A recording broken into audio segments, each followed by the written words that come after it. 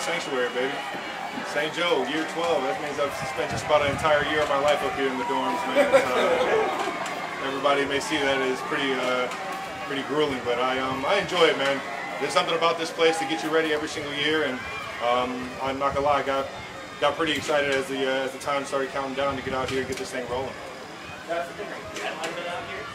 Big Ed, yeah, Big Ed's out here. He's running around doing some stuff with the foundation, 87 and running, and Operation Breakthroughs, the ignition lab, and things like that, and then popping out here to St. Joe in the mornings. Is this as valuable for you, Cam? Oh, 100%. It still is. I mean, it's where it all starts. You can say it starts in the off season, and yeah, you want to get that foundation set in the off season of the leadership and the mentality and things like that. But at the end of the day, this is where you really find out what the team is made of, how you sharpen the iron, how you guys practice, your practice habits, the attention to detail, you know, and nobody does it better than Coach Reed and Coach Fags. What are you doing anything different, like maintenance-wise? I mean, over every single season, you find ways to get better. What works for you, what doesn't, and you know, you just want to amp it up every single year so that you keep finding ways to, you know, kind of climb that staircase of success. And yeah, I would say I'm doing some things different, but nothing really in the grand scheme of things. Just putting my nose down and grinding. So I was going to ask, as a veteran, and this is not on the field, but as a veteran on the team, do you like some of your teammates and some of the players around the league popping off about just playing 18 games, kind of like negotiating in public?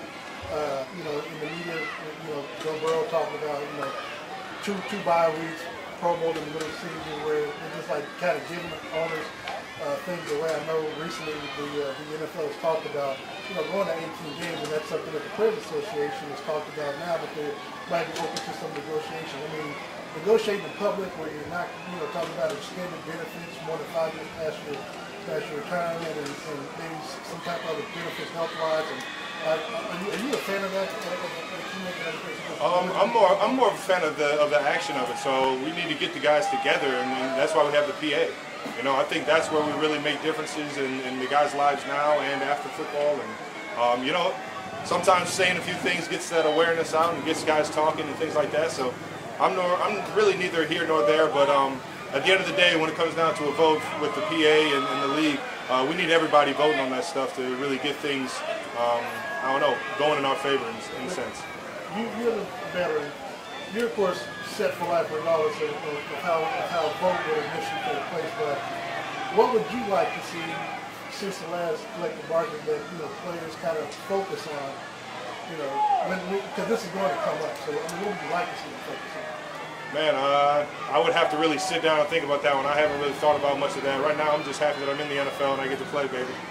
Much love. Travis, there's a lot of new guys, even on this offense. I guess, you know, the first week now being in pads, just what intrigues you most about what the group can do this year, and I guess what excites you most about the possibilities of the offense? We just got new pieces. We got new chess pieces, guys that have different, you know, traits, and we're just trying to blend that all together to make the best team possible, both on offense and defense, and obviously special teams. But it's the ultimate, you know, grind session of working together. We have to be more together right now than even kind of, well, I don't want to say during the season, but right now this is where you really build that togetherness, that chemistry, that ability to, you know, lean on each other and fight for each other. What lets you know that's going well in camp?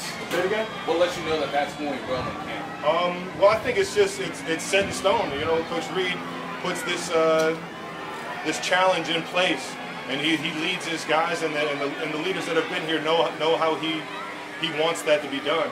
So it's really just, you know, you grind, you come to work every single day, and you go to practice with the right intentions. You slowly start to see the team get better and better every single week.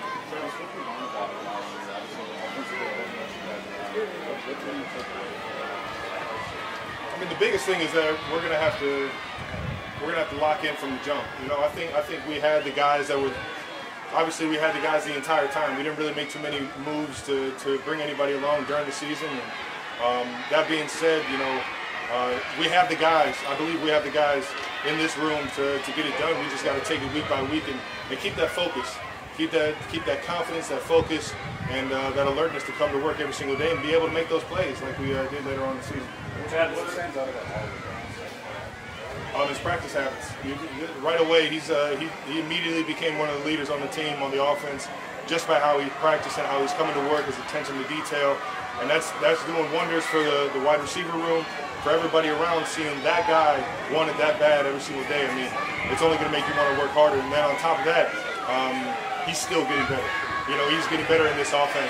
So it's fun to see him grow in this offense as well. Hey Travis, there was a viral video yesterday. You threw your gloves to a girl with a Taylor Swift shirt on. I just wondered, what was your end of that interaction?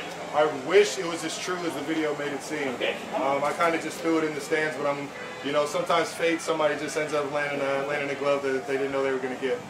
Travis, Patrick said he brought a TV to camp for the first time because he wanted to watch the Olympics. You a big Olympics guy? Any events you're keeping I love it. I love it. I can watch it on my phone though. You got to get YouTube TV, guys. A couple more. Do you have a score from last night's game between K-State and Texas Tech that Patrick was playing on EA Sports? No. Let's go over there.